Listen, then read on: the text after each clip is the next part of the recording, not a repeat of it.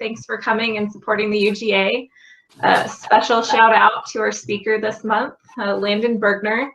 Just a little background on Landon. He's a graduate of the BYU Department of Geological Sciences, where he got his bachelor's degree in 2010 and his master's degree in 2012. As a graduate student at BYU, he studied 20th century snow accumulation rates across the West Antarctic ice sheets. And since then, he began PhD research at the Department of Earth and Space Sciences at the University of Washington, where he studied stable isotope geochemistry to study terrestrial climate systems during ancient greenhouse periods. He earned his PhD from the University of Washington in 2018 and began working at North Carolina State University as a postdoctoral fellow. Dr. Bergner's research interests include the related fields of paleoclimatology, soil science, geochemistry, and sedimentology. So we're super excited to hear about his research and backgrounds as it pertains to Utah and otherwise. And I'll go ahead and turn it over to Landon to go ahead and dive right in. And just actually real quick, if anyone has questions, go ahead and ask them at the end, or you're welcome to throw them up in the chat and I'll go ahead and read them off when we get to that point. All right. Awesome. Thank you, Maria, for the introduction. It's a lot of fun. I mean, I was really excited to be invited by you to speak today, and it's, Maria didn't mention this, but we did a lot of our undergrad and graduate studies at BYU together. So it's fun to see her and a lot of other names that I recognize and are familiar to me. So it's an honor to be here today and to be able to share a little bit of my research with you. So let me go ahead and pull up, let's see.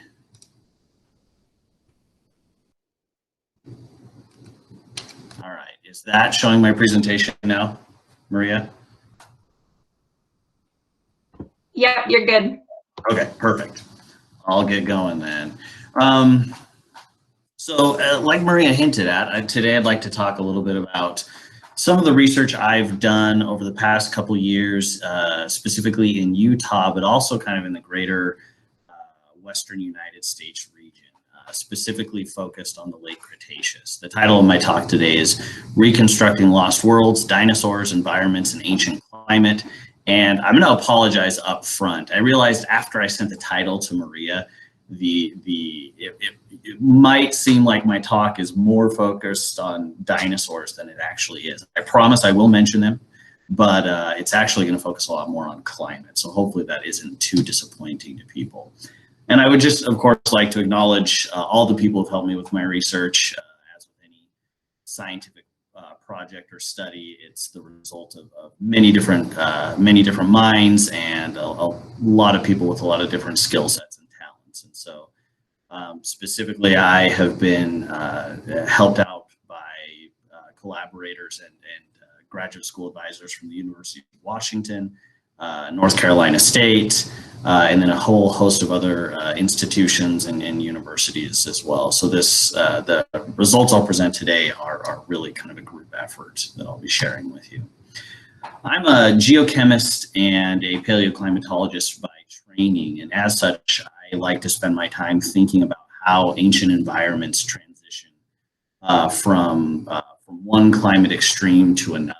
And I think one excellent example of that that's close to home for people in Utah is the fossil butte in southwestern Wyoming, and its transition from a lush subtropical lacustrine environment in the early Cenozoic to a very dry, cold environment today. And I'm interested in understanding how locations and sites on the Earth's surface can undergo such dramatic changes in evolution and climate. To do so, I use a variety of tools, and today I'll mostly be talking about geochemical proxies that I use, specifically the isotopic composition of soil carbonates, and then also geostatistical and geospatial methods as well. Specifically, I'll be talking about the late Cretaceous greenhouse period, which is an amazing natural laboratory for understanding how climate and biological systems behave and interact when atmospheric CO2 levels are high. And it really kind of serves as a testing ground for understanding how climate is going to behave in the future due to anthropogenic climate change. And for that reason, has always been very interesting to me. Specifically, I'd like to talk today about the equitable climate problem, which is an issue that's been noted for a long time by researchers looking at greenhouse periods like the late Cretaceous. And it kind of boils down to this fact that we have geological proxy evidence for low latitudinal temperature gradients, warm extratropical mean annual temperatures, and evidence of reduced mean annual range in temperature, so reduced temperature seasonality, even in continental interiors.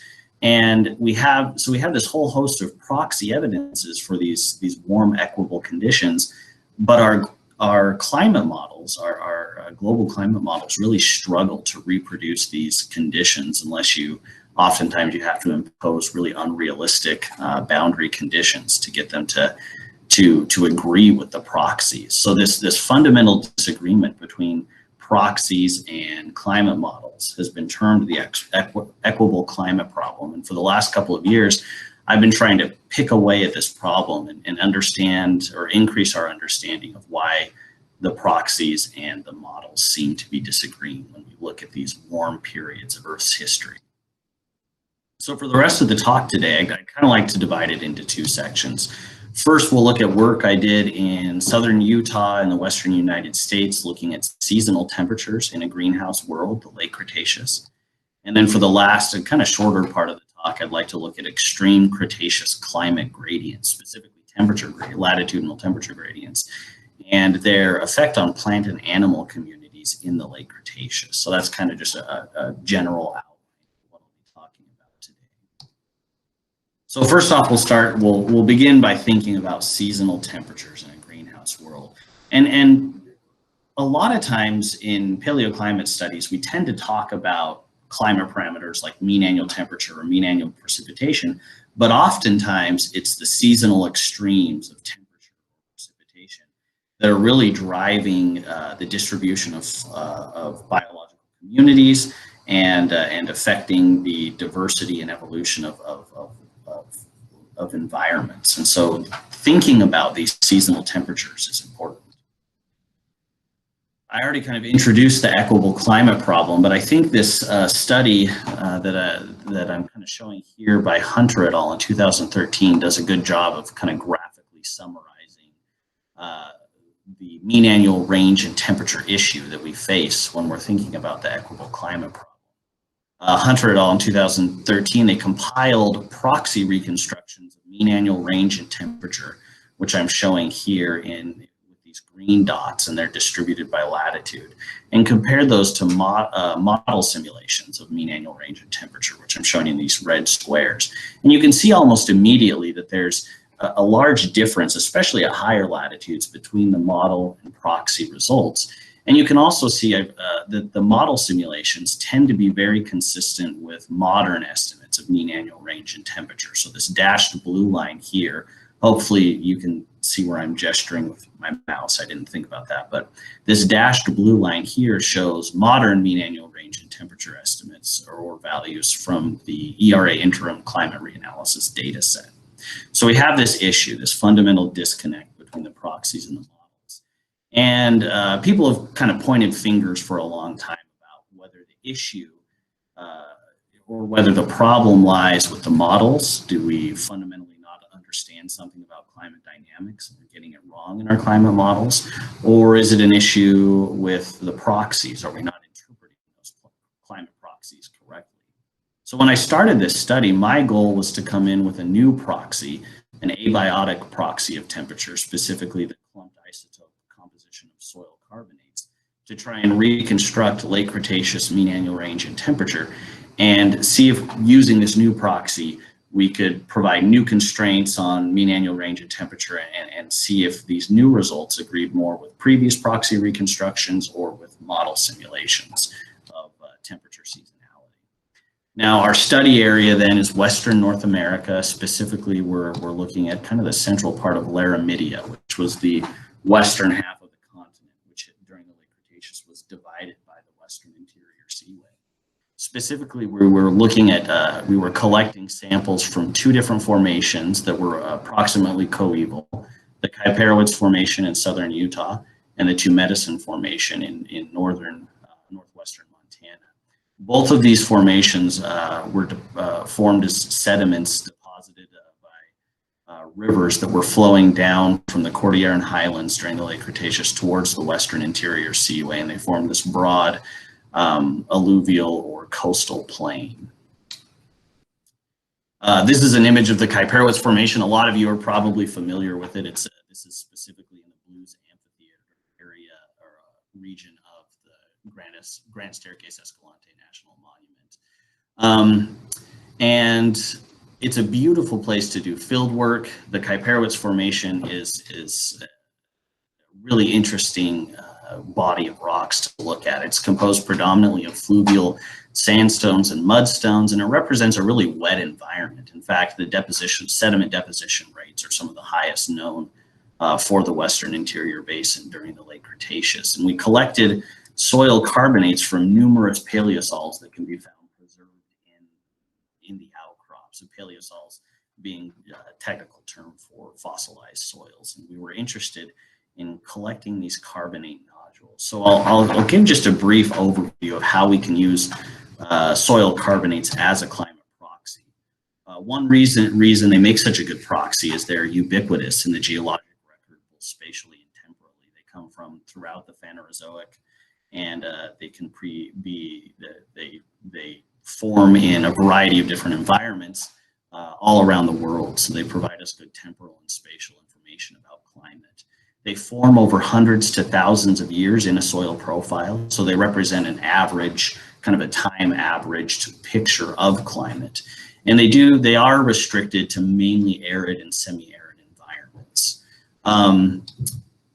As they grow, they feel the local environmental conditions, and those conditions are recorded in their isotopic composition. So for example, this is kind of just a schematic picture of a carbonate molecule.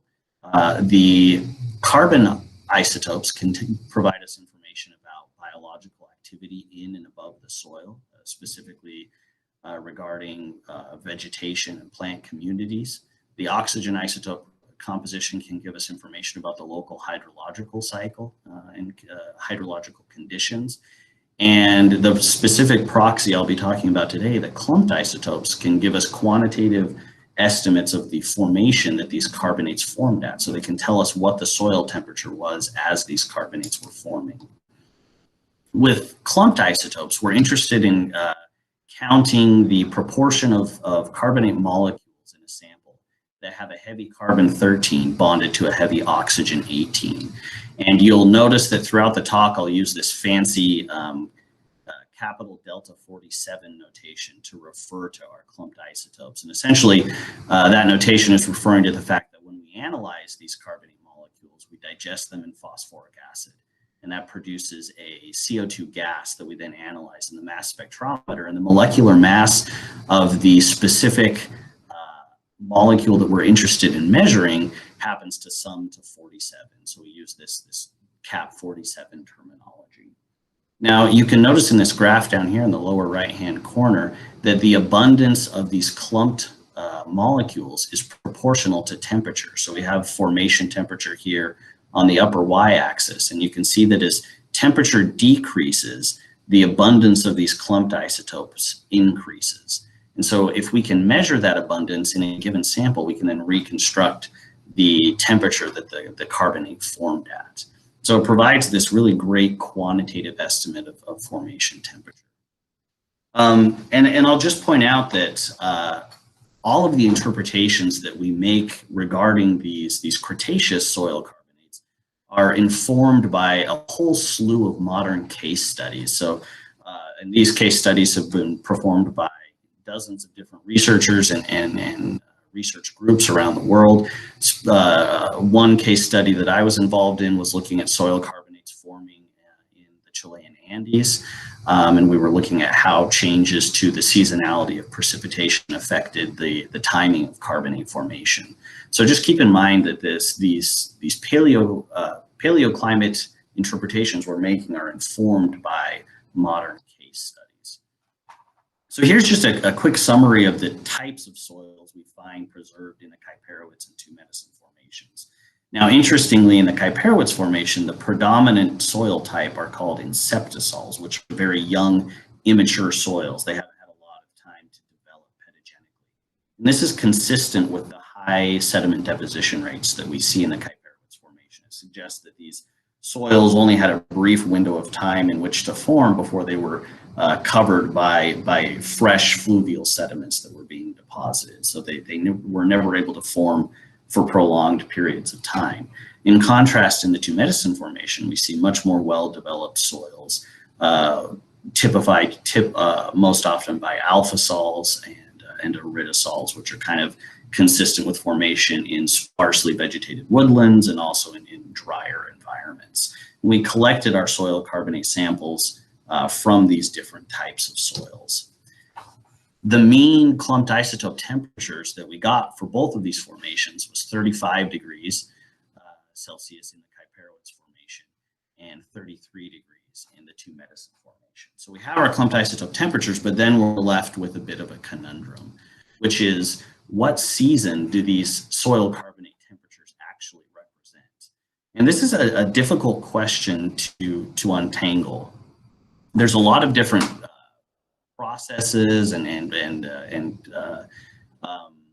factors that influence when these soils or when these carbonates form in a soil. For example, the timing of vegetation respiration, the annual cycle in soil temperature, and also in precipitation, and also the type of precipitation. All of these parameters can influence whether our soils are forming year-round or in the spring and fall, and thus represent kind of a mean annual temperature, or whether they're biased towards a more warmest month temperature. And modern studies have shown that typically soil carbonates are forming during the summer, and they represent a warmest mean monthly temperature, but you can also get carbonates forming at strange times of the year based on local soil characteristics. So we needed to verify, which of these seasons our temperatures represented, because that was going to affect our interpretations. I mentioned that most carbonates tend to form during the summer, and that's because soil carbonates tend to form when a soil is either drying or has reached its driest point. You can imagine that in kind of a typical soil, if our wet season occurs during the summer, then our driest period in the soil is going to be during the winter months. And these green bars to the side here are supposed to represent when we would expect to see soil carbonates forming. So in a area typified by a wet season, we would expect to find soil carbonate temperatures more consistent with wintertime soil temperatures. In contrast, in an area with a winter wet season, we would expect our driest soil periods to be during the summer, and thus we would expect to observe higher clumped isotope temperatures consistent with those summertime formation temperatures. In the modern environment, this is often fairly easy to figure out because we have a whole slew of data about the timing of the wet season. We can monitor soil temperatures throughout the year. But during the late Cretaceous, it's a little more difficult to figure out when that wet season was occurring. Luckily for our particular study area, the Western Interior Basin, this has been the focus of hundreds of papers over the year looking at its paleoclimate conditions, its paleontological characteristics. And there have actually been a lot of studies looking at the hydrological cycle, the annual hydrological cycle in the Western Interior or over the Western Interior Seaway in the adjacent coastal plains. And there seems to be a general consensus from both model and proxy studies that during the late Cretaceous, there was a monsoon or a monsoon-like system operating over the Western Interior Basin. And thus most of our precipitation was falling during the summer. Now, monsoon periods or monsoon precipitation regimes are a little unique in how they affect the timing of soil carbonate formation. Modern studies in India and Tibet have shown that even though most of your rain is occurring during the summer, you're actually only forming your carbonates directly prior to those monsoonal rains, because that's when temperatures are high enough that and those soils are finally able to dry out after the heavy monsoon season. So we interpreted our soil temperatures based on this as being consistent with a summertime warmest mean monthly temperature. And there's actually other good reasons to think this. If the Kuiperowitz and 2-medicine clumped isotope temperatures represented a mean annual temperature, then we would expect our summertime temperatures to be in excess of 35 to 40 degrees Celsius. Now, in the modern, studies have shown that plants begin to die from heat effects right around those temperatures, between 35 to 40 degrees Celsius. But in the Kuiperowitz formation and the 2-medicine formation, we find abundant evidence of vegetation. And this suggests that the plants weren't heat stressed. We weren't in a desert environment that would experience super high summer temperatures. And we take this again as evidence probably that our temperatures represent maximum annual temperature, or a summertime temperature. So we have summer temperatures. How do we go about calculating mean annual range in temperature? Now, in the modern world, this is a trivial calculation. You simply take your kind of mean summer temperatures, subtract from them your wintertime temperatures, and that gives you the total range in temperature that a particular site would experience over the year. Unfortunately, during the late Cretaceous, or at least for our study area, we don't have good estimates of wintertime temperatures. So we're unable to make that simple calculation. Instead, what we do have are our summertime clumped isotope temperatures. And then from previous studies, we have estimates of mean annual temperature from leaf physiognomy methods like leaf margin analysis or the clamp proxy. And then we also have vertebrate oxygen isotope estimates of mean annual temperature.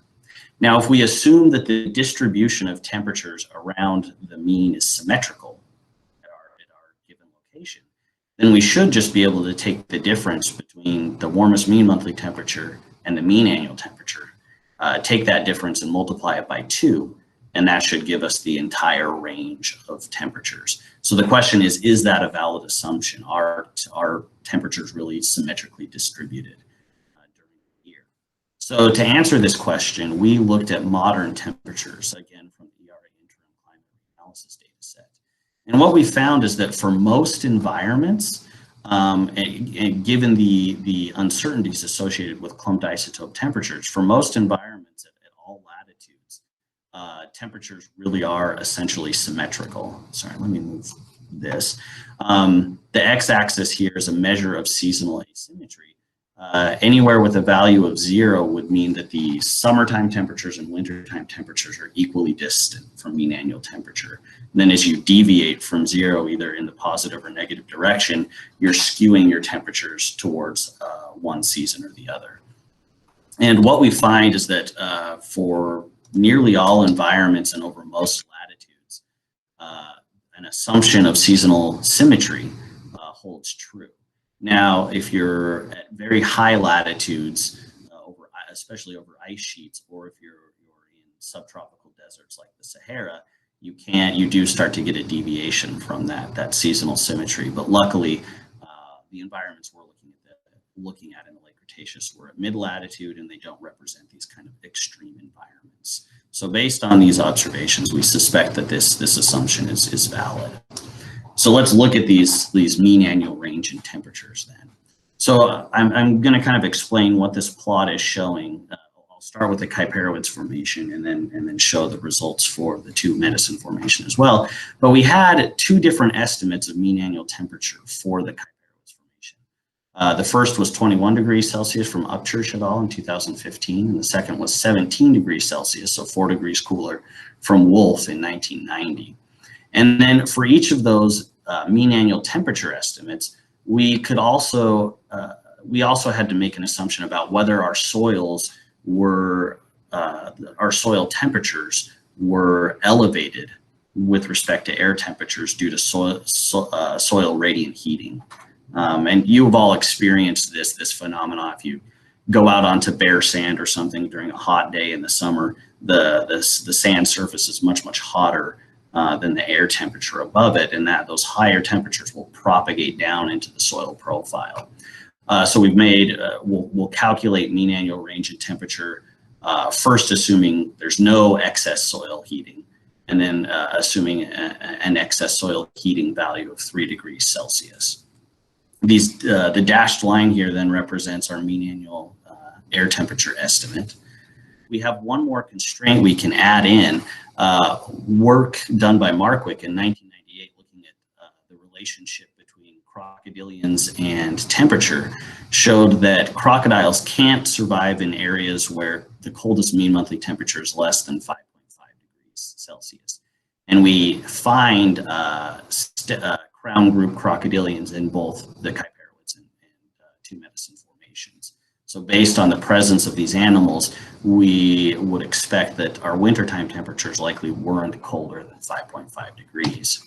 We can then add in our clumped isotope temperatures shown here by these red dashed lines. And again, I'll just remind you that in the two right-hand boxes, those clumped isotope temperatures have been lowered by 3 degrees to take into account the soil heating.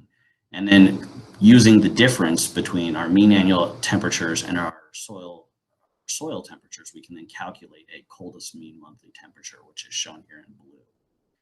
So these are the results for the Kyparoids formation. We can then also do the same calculations for the Two Medicine formation. And we can then rule out a few of these options, because we're presented then with a whole range of possible mean annual range and temperature values. But you'll notice that a few of these predict coldest mean monthly temperatures that fall below that crocodilian. And so we reject those as being unlikely, and we're left with a kind of our best estimate of mean annual range and temperature for both Utah and Montana of between 21 and 27 degrees Celsius. So how does this compare to previous estimates of late Cretaceous mean annual range and temperature? In this plot here, we have latitude on the x-axis and mean annual temperature on the y-axis.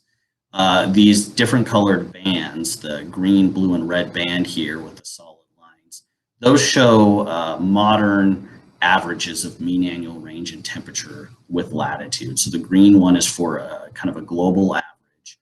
The blue one is an average for all of North America.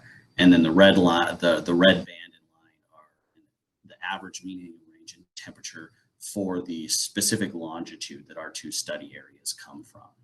The dashed red line are previous model estimates of late Cretaceous mean annual range and temperature, again from Hunter et al. 2013. And then far down below, we have the dashed green line, which are previous proxy estimates of mean annual range and temperature.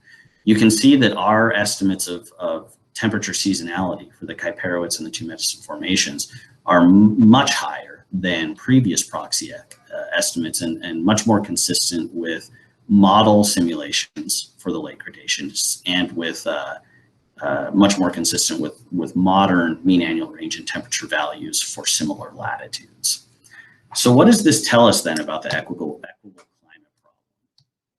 Well, first off, it tells us that soil carbonate-based estimates of late Cretaceous mean annual range and temperature are similar to modern mean annual range and temperature values. And this suggests that even though mean annual temperatures were elevated during greenhouse periods, there probably wasn't a large reduction in mean annual range and temperature. So at least when it comes to seasonality, these greenhouse periods may not have been more equitable at all. We would have still seen large temperature swings between the summer and the winter. Our model simulations of late Cretaceous temperature seasonality are also consistent with the soil carbonate based estimates. Now, I didn't have time to talk about it today, but we're doing some additional research into this, and we think that a lot of these proxy and model disagreements may have to do with how the models are treating different land cover types in their models. And we actually have a paper that we're getting ready to publish in geology that's looking at how different land cover types affect mean annual range and temperature, and which proxies would be associated with those different land cover types. So hopefully in the near future, we'll be able to provide some more information about why we're getting these drastically different proxy estimates of mean annual range and temperature. And it turns out, I don't think it's because some of these older proxy-based estimates are wrong. It's just that they're recording seasonal temperatures from very different environments. So the final implication from this study is that late Cretaceous organisms likely needed to have strategies to deal with occasional cold snaps. All of our reconstructed mean annual ranges in temperature predict wintertime temperatures that are only slightly above freezing, and those represent mean monthly temperatures. So it's entirely possible that we could have had daily temperatures that did dip below freezing. This means that just like in the modern, animals would have needed strategies to cope with these cooler temperatures. This is a picture of an alligator dealing with freezing temperatures during the winter of 2018 here in North Carolina. And when temperatures do dip below freezing, these alligators will brumate, which means they, like you can see here, they keep their nose above the ice, and then they kind of just enter into a hibernated state and wait for temperatures to rise again. So this has interesting implications for how animals may have dealt with cooler temperatures. This leaves us then with a question: how did spatial climate variability affect biological communities? It looks like there wasn't a big change in mean annual range in temperature between Utah and Montana during the late Cretaceous, even though they were separated by many degrees of latitude. But we do know that there were mean annual range or mean annual temperature differences, excuse me. How might these spatial climate patterns have affected biological communities? So for the last part of my talk, I'm going to focus on this question and look at the interaction between biological communities and the climate. This is the results or the study that I'm going to share with you now. We actually just published in GSA Bulletin. So I'd encourage you, if you're interested in the methods and the results that I share with you here, go take a look at it, because it turned into a really interesting little study. Our study kind of began thinking about a long-standing paleontological question. That is whether or not during the late Cretaceous, vertebrate communities, specifically dinosaurs, were divided into distinct northern and southern biomes or provinces. And there are a lot of proponents for this hypothesis. There are a lot of opponents of this hypothesis. I've tried to kind of demonstrate here in a graphical form what the hypothesis is. I'm showing 3 different time slices here. The Campanian at 75 million years ago, the early Maastrichtian at around 70 million years ago, and the late Maastrichtian at 66 million years ago. And multiple paleontologists have suggested that there are species in all 3 of these time periods that are restricted either to a northern province. I've tried to show these species in blue here, or to a southern province, and I've tried to indicate those in red. Now, of course, there are the opponents to this hypothesis argue that either these species aren't really temporally coeval, or that the perceived north-south restrictions of these species are just due to either to oversplitting of different taxa. And they'll also point out that there do appear to be some species that ranged across the entire north-south length of the Western Interior Basin. Proponents of this hypothesis have recognized that there's not really any evidence of a geographical barrier that would have separated these 2 provinces or kept animals from migrating north and south. And instead, they've suggested that there was some kind of climate barrier at about the latitude of the Colorado-Wyoming border. And one thing I noticed as I started to read into the literature was that although a lot of these papers suggested there was a climate barrier, they never really were specific about what that climate barrier might have been, and none of them seemed to actually test that hypothesis. So my goal, the goal of my group, was to compile as much quantitative paleoclimate data as we could for this region, and create spatial temperature maps in order to test the hypothesis of whether or not there was some sort of climate barrier in the Western Interior Basin.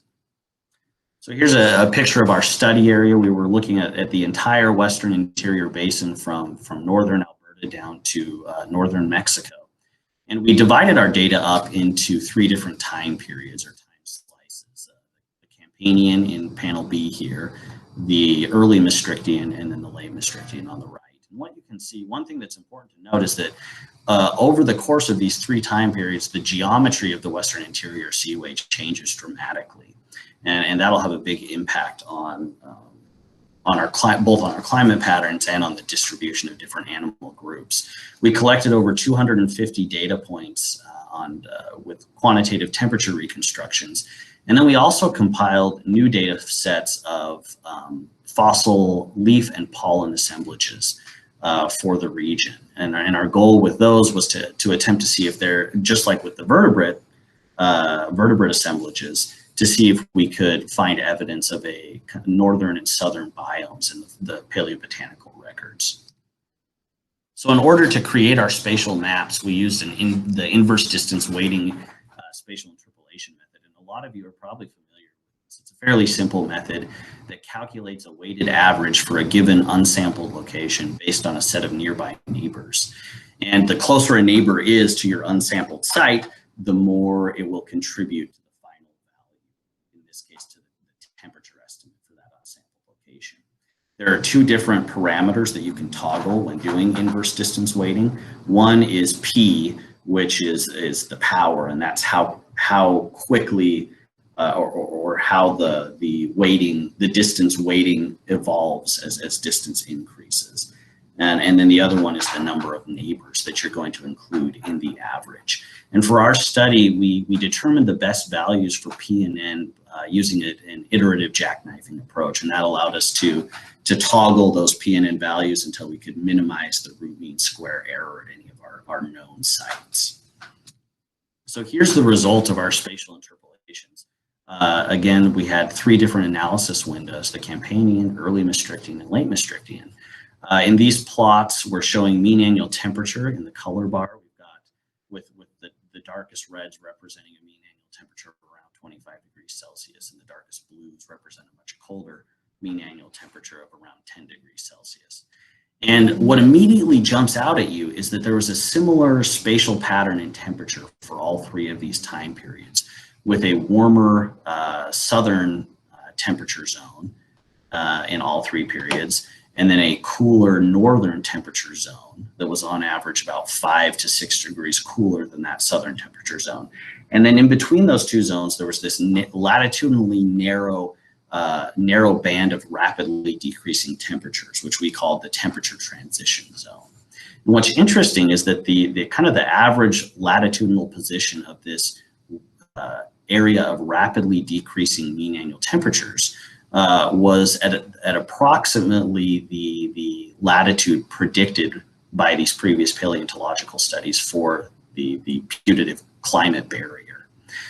We can look at these temperature reconstructions as latitudinal gradients as well, instead of just spatially.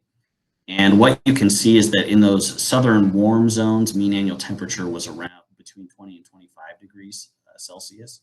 And in the northern cool zone, temperatures dropped to between 10 to 15 degrees Celsius. And we see a large, approximately 5 to 10 degree decrease in temperatures in that transition zone. And then also notice that these transition zones are restricted to a fairly narrow latitudinal range. And if you calculate the latitudinal temperature gradient within these transition zones, it actually comes out to between 1.3 to 1.6 degrees per degree latitude.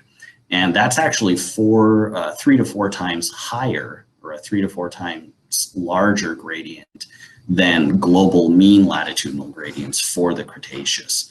And this suggests that you might actually expect to find significant heterogeneity in your latitudinal temperature gradients as you move from one area to another in the late Cretaceous. And the presence of this temperature transition zone is consistent with this idea that there was a climate barrier in the Western Interior Basin during the late Cretaceous.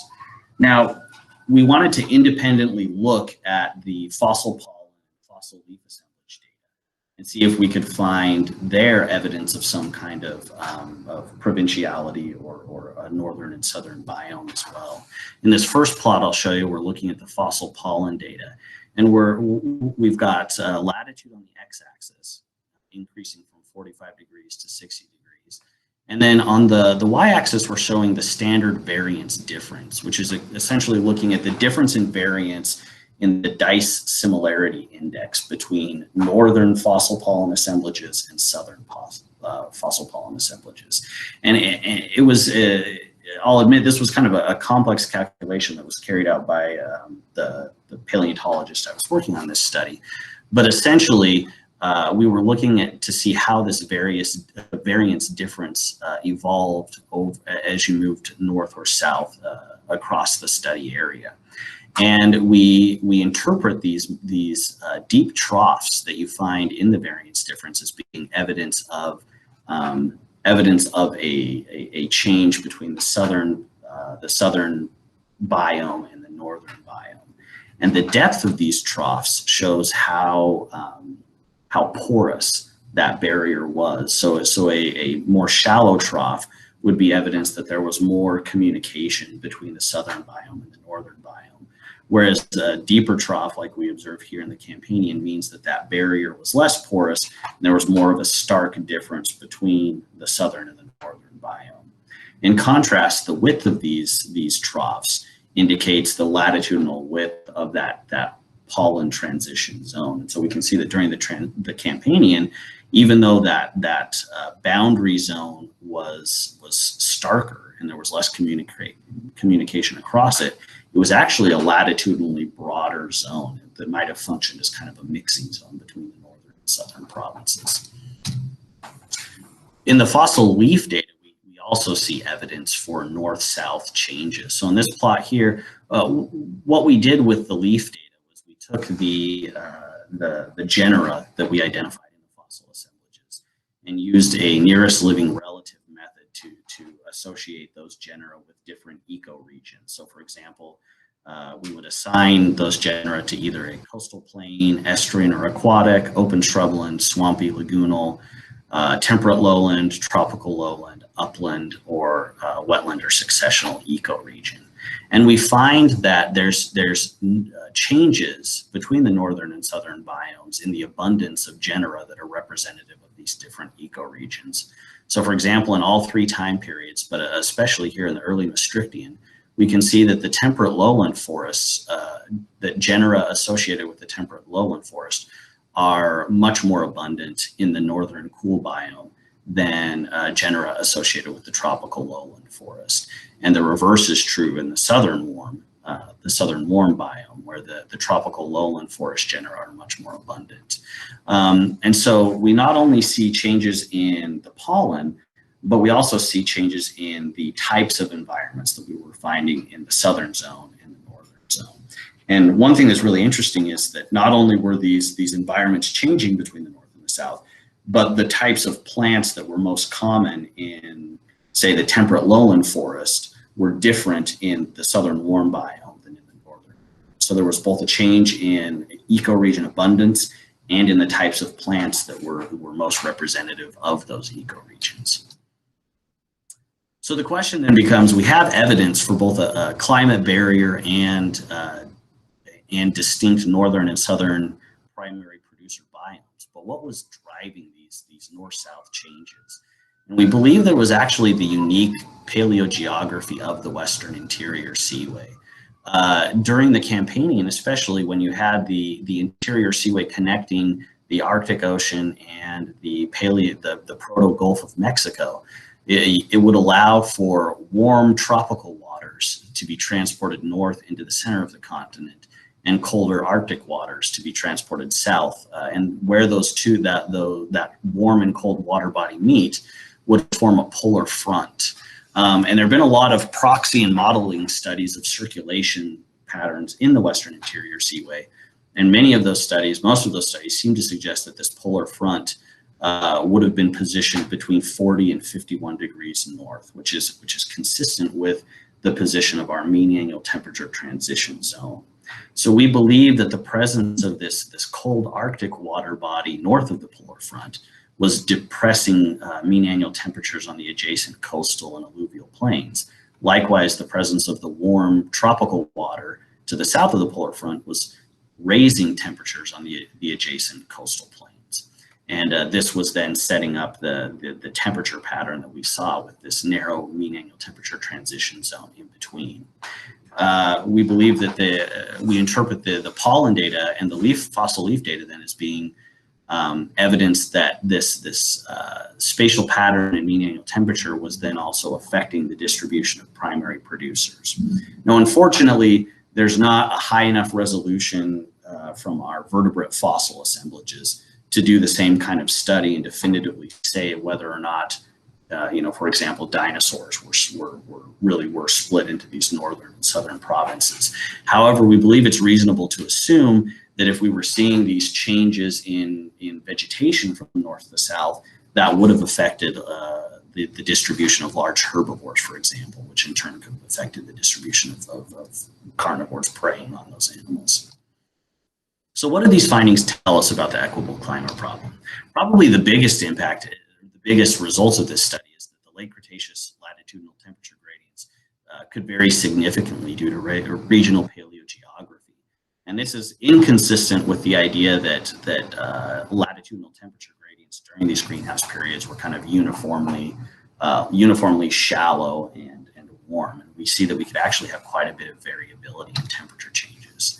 And then also our study provides some of the first real evidence that of interactions between spatial patterns in climate and spatial patterns in paleobiogeography, and suggests that the paleobiogeography of primary producers was directly impacted by changes in climate.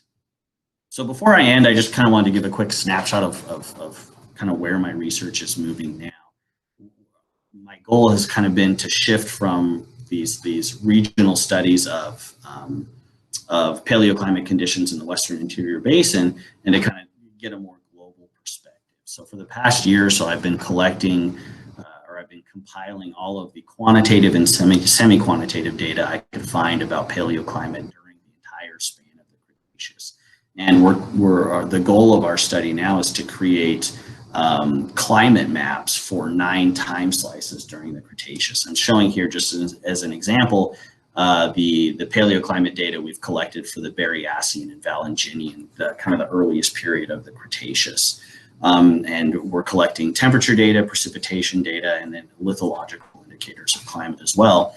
And I'm working with a statistician here at North Carolina State University to then take this data and feed it into a statistical model that will allow us to predict climate and create these climate zone classifications. And these are just initial results here, but I think they're really exciting. And so this is showing our rough draft of mean annual precipitation in the upper map for the Berriasian and Valanginian, and then mean annual temperature as well in the lower plot. And one of the exciting things that we're able to do is take estimates of paleo elevation and feed that into our analysis as well.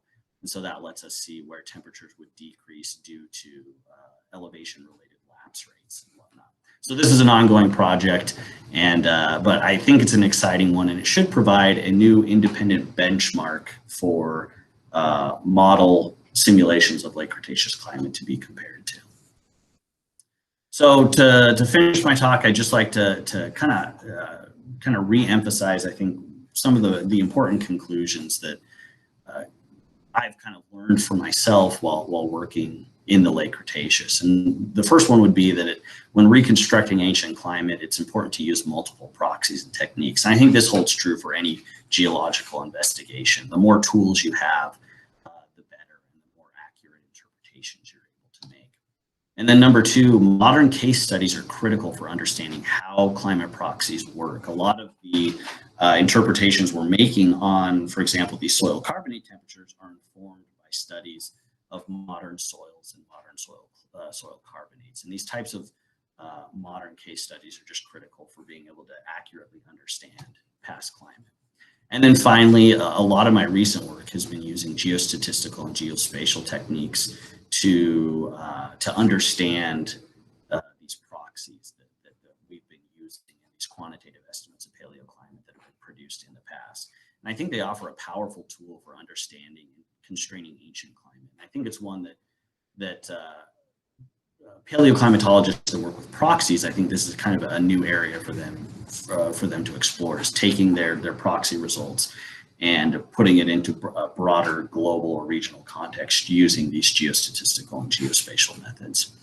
And with that, I'd like to thank you again for letting me share some of this research with you. And if there are any questions, I'm happy to answer them at this point.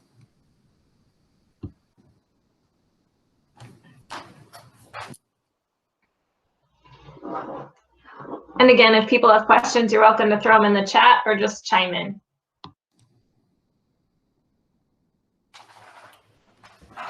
Did you use any of your carbonate dating on that more recent research? Any of the carbonate data? Is that what Yeah. And so in the more recent research where we were compiling or we were creating these spatial maps, we were compiling as much data as we could find. So we did include those results from my previous studies.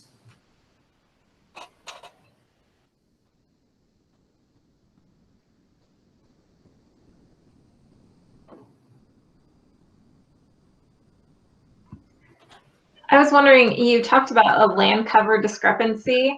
Do you have like specifics on what types of land cover are creating like biggest discrepancies? Are you talking like albedo differences, or is it how the vegetation is interacting with like other atmospheric variables?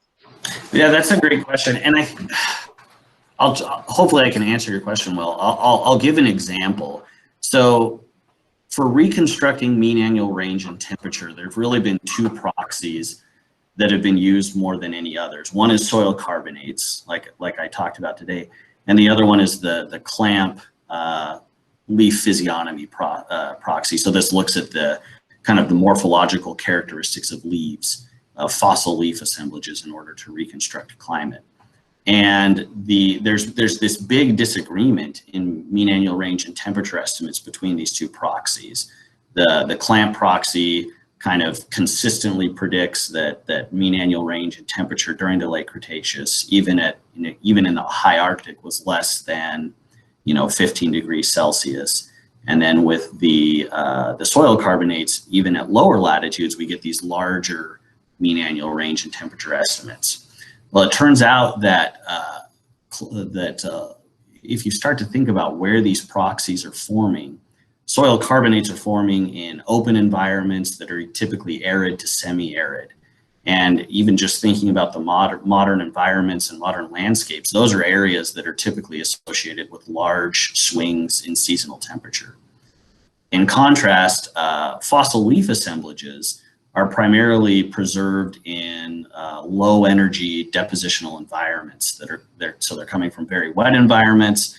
They're often characterized by low elevation, low slope, and they're areas where you can get these large forests growing. So those are two very different types of environments. And we've been using a statistical model. So in the study where I'm working on right now that we're hoping to submit pretty soon, we used a statistical model called a conditional autoregressive model to look at modern estimates of mean annual range and temperature for the whole globe and relate that to different land cover types. And what we've found is that after taking into account things like elevation, latitude, distance from the coast, those differences in land cover type, specifically between fossil leaf assemblages and soil carbonates, can explain about up to 80% of that difference that we see in mean annual range and temperature estimates. So exactly what's causing those differences, I suspect it probably has a lot to do, like you were saying, Maria, with albedo differences between open environments and vegetated environments. Humidity differences, precipitation differences, soils that are wet will change, their temperature changes more slowly than dry soils. So a lot of those different parameters will feed into these proxy biases that we see. That makes sense. Thank you for that explanation. Sure. Can the Delta 47 approach be used for other types of carbonates other than the terrestrial soil carbonates? Yeah, definitely. The challenge is just like with soil carbonates, where we had to do a lot of modern work to understand when the soil carbonates are forming and how precipitation might affect that. With each type of carbonate that you want to analyze, you have to do a lot of work understanding that carbonate system. But yes, people have done really good studies using, for example, bivalve, so biogenic carbonates, bivalves, and gastropods. They've attempted to use coral, but it looks like there's some some weird kinetic isotope effects that are associated with the way coral grows. There's been a lot of work looking at speleothems. And then bioappetite from fossilized reptile and mammal teeth has also been another one that's been applied to. But so long story short, yes, if you find a bit of carbonate, we can apply this method to it.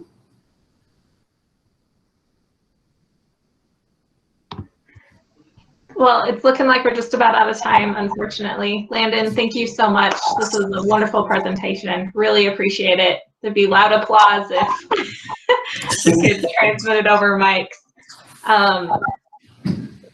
If you know of anyone who's interested, in anyone here who's interested in hearing this presentation, we do have it recorded and we'll have it available for distribution on the back end. So feel free to contact me and I'll get you in touch with what you need.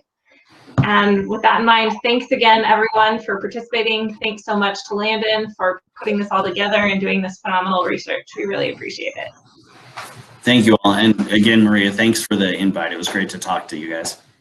Yeah, great to have you. Take care, everyone.